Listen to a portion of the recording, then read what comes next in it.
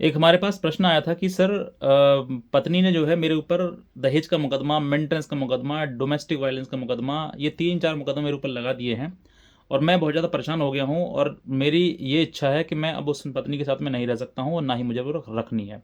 तो क्या मैं तलाक का मुकदमा डाल सकता हूँ? ये प्रश्न हमारे सामने आया। तो मैं कहता हूँ हर व्यक्ति, हर पुरुष से आप ये सवाल पूछ लीजिए कि जब वो पत्नी उसके ऊपर मुकदमा दर्ज करवा देती है, तो अगर उससे आप सवाल पूछो कि तुम अपनी पत्नी को रखना चाहते हो? तो एक आंसर यही आएगा, नहीं। ये नियम है क्योंकि महिला जब पुरुष के ऊपर मुकदमे दायर कर देती है, तो मुकदमा करने के बाद पत्नी ये समझती है कि मैं इसके ऊपर मुकदमा दायर करवा के, इसको दबा के, प्रेशराइज़ करके अपने कंट्रोल में कर लूँ और जैसे मैं कहूँ वैसे कर दे। अब वो हो सकता है कि डुमेरी जो एलिमनी है, पैसा है, उसकी माँग हो सकता है घर में रहने की माँग हो या कोई माँग हो। लेकिन जैसे ही उस पुरुष के ऊपर प्रेशराइज़ किया जाता है, उसके ऊपर प्रेशर बनाकर तमाम झूठे मुकदमे दर्ज करवाए जाते हैं, क्योंकि ये ऑनरेबल सुप्रीम कोर्ट ने भी कह दिया है कि आज के टाइम में शादी लेन-देन जो है, वो एक व्यापार बनकर रह गई है। सिर्फ़ और सिर्फ़ शादी करी, व्यापार किया और शादी खत्म कर ली। तो ऐसी परिस्थिति में जहाँ पर ये सब चीज़ें होती हैं, वहाँ पर आपके लिए कुछ मुख्य बातों का ध्यान रखना होगा, क्योंकि शादी एक बंधन है और इस जन्म के लिए तो पूरा है ही है, आगे बाद में सोचेंगे, लेकिन ये जन्म जो आपने लिया है, इस जन्म में अगर शादी आपने की है, जिस महिला के साथ में की है, उसके साथ में आपके लिए पूरा जीवन व्यतीत करना है, ये बंधन है। अब यहाँ पर महिलाएँ मुकदमा कर देती हैं, उसके बाद पति यही कहता है कि मुझे अब पत्नी को नहीं रखना है। तो ऐसे समय पर देखिए, ये एक चीज़ आपके दिमाग में ज़रूर आता है कि सर मेरे ऊपर मुकदमा कर दिया, अब मैं अपनी पत्नी को रखना नहीं चाहता हूँ। तो क्या मैं तलाक का मुकदमा डाल सकता हूँ? देखिए, तलाक के मुकदमा जो है वो आपके लिए एक ऐसे है जैसे कि आपने उसके द्वारा लगाए हुए आरोपों को सिद्ध कर दिया हो। मैं एग्ज़ाम्पल बताता हूँ, उस चीज़ को आप समझिएगा, जब आप समझेंगे तब आपको लीगली रूप से तुम पता लगेगा कि हाँ, वाक़ई बात यही है।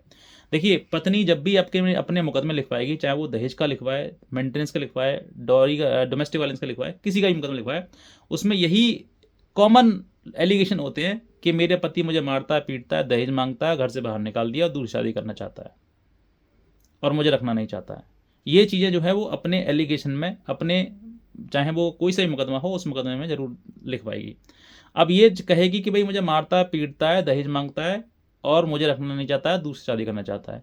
अब उसी के आप बाद जो है, जैसे ही उसने मुकदमे लगाए, वैसे ही आपको क्रोध आया और आपने तलाक का मुकदमा फ़ाइल कर दिया। अब आप तलाक के मुकदमे में क्या कहेंगे कि मेरी पत्नी जो है, ऐसी है, वैसी है और मैं जो है विवाह विच्छेद चाहता हूँ। लास्ट में जो है आप प्रेयर जो करेंगे वो यही कहेंगे कि सर इस विवाह को विच्छेद किया जाए, यानी कि डाइवोर्स दिया जाए। और यही चीज़ें जब आएँगी तो दोनों को कंटेस्टेड करती हैं। आप समझ के देखिए कि एक महिला कह रही है कि मुझे रखना नहीं चाहता है और दूसरे ने तलाक का मुकदमा डाल दिया है। यानी कि ये बात सिद्ध हो गई कि वाक़ई तुम रखना नहीं चाहते हो। तो यहाँ पर क्या हुआ कि आपने अपनी बात को कहते हुए दूसरी बातों को सिद्ध कर दिया कि वाक़ई जैसे महिला कह रही है वही सच है, सिद्ध है। तो इस बात को आपने कन्फर्म कर दिया कि हाँ, आप उसको रखना नहीं चाहते हैं। अब ये चीज़ें जब सामने आती हैं तो कोर्ट भी ये कहता है कि वाक़ई ये इसकी इंटेंशन जो है वो रखने की नहीं है और महिला जो कह रही है वो सही आरोप सारे सिद्ध सही हैं, सही पाए जाते हैं। तो उनके द्वारा मुकदमा जो किया महिला के द्वारा, वो जो झूठे-झूठे आप चिल्ला रहे थे, वो झूठ सच कर दिया आपने, सच में परिवर्तित कर दिया। तो आप पहले तलाक का मुकदमा डालने की गलती ना करें। ये मेरा सुझाव है आपके लिए, बाकी आपकी इच्छा है, अगर आपने दायर कर भी दिया है, तो आपकी इच्छा है। और नहीं किया है तो मैं कहता हूँ अभी थोड़ा रुकिएगा, थोड़ा समझ के पूरी बात तब आप फाइल करें। अब आपके पास देखिए, तलाक का मुकदमा उसने कहा, जितना भी कहा तलाक का मुकदमा आप डाल दिया। अब प्रश्न आता है कि सर डालें फिर ना डालें, करें तो करें क्या? ऐसी पत्नी के साथ हमें तो रहना है नहीं। तो जब रहना है नहीं तो सर मैं करूँ तो करूँ क्या? तलाक ना डालूँ तो फिर क्या करूँ? पूरी ज़िंदगी ऐसे ही रहूँगा क्या?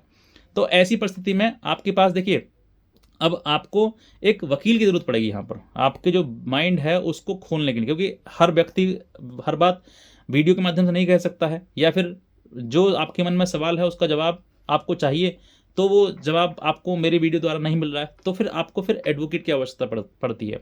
या फिर मेरी आप हेल्प ले सकते हैं, एडवाइस ले सकते हैं, या फिर आप किसी अपने वकील से भी आप सुलह समझौता कर सकते हैं।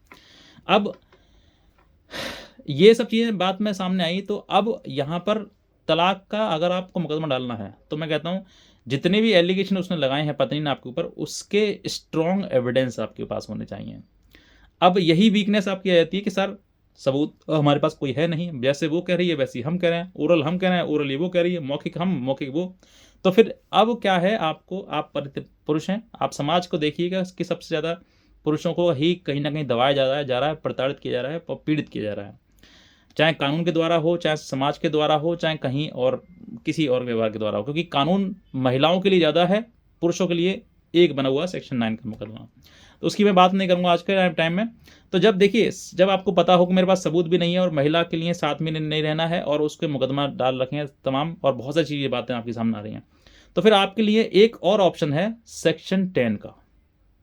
आप सेक्शन 13 यानी कि तलाक का मुकदमा ना फाइल कर सेक्शन 10 फाइल कर दें। क्यों? क्योंकि उसने मेरे पर मुकदमा दर्ज कर दिए हैं बहुत सारे, तो अब जो महिला मेरे पर मुकदमा दर्ज करा रही है तो फिर और मेरे पर मुकदमा दर्ज ना करवा दे, इसीलिए मैं उससे अलग रहना चाहता हूँ। बस इतनी ही बात, इतनी ही प्रेयर, इतनी ही अपनी प्रार्थना जो है कोर्ट से करनी है कि सर मुझे अलग रहने का रास्ता दिखाया जाए और मुझे अलग रहने का मेरा अधिकार दिया जाए, क्योंकि आपका सेपरेट रहने का आपका अधिकार है। आप किसी से आपको जान का खतरा है या आपको किसी और चीज़ का खतरा है, तो उस खतरे को टालने के लिए आप अपनी पत्नी से अलग रहने का मुकदमा फाइल कर सकते हैं, यानी कि जुडिशियल सेपरेशन, जो कि सेक्शन 10 हिंदू मैरिज एक्ट के तहत आता है। तो हिंदू मैरिज एक्ट के तहत ये आप मुकदमा दायर करेंगे तो आपको ये तलाक से बेहतर रहेगा। जब ये मुकदमा तलाक ये कंफर्म हो जाएगा, आपको मतलब जुडिशियल सेपरेशन आपको कोर्ट के द्वारा मिल जाए, क्योंकि जब इतने मुकदमा दायर कर दिए गए हैं तो पत्नी की साथ रहने की संभावना तो आपके साथ है नहीं। तो जब साथ रहने की संभावना है नहीं तो आप जुडिशियल सेपरेशन का मुकदमा डालकर सेपरेट हो सकते हैं। जब सेपरेट हो जाएंगे आप, तो साल 2 साल बीतने के बाद लंबा समय हो जाता है, तो और पत्नी को भी ज़रूरत नहीं है आपकी और आपको भी उसकी ज़रूरत नहीं है, तो कहीं ना कहीं यही जुडिशियल सेपरेशन की डिग्री आपकी तलाक में तब्दील हो जाएगी कि सर 2 साल का समय हो गया। ये जुडिशियल सेपरेशन का आपका पूरा कंप्लीट एक डिसीजन का ग्राउंड ही बन जाएगा कि सर 2 साल का समय हो गया या 1 साल का समय हो गया, अब मेरी पत्नी मुझसे मेरे साथ रहना भी नहीं चाहती है, तो मुझे अलग क्यों ना कर दिया जाए, डाइवोर्स क्यों ना दे दिया जाए।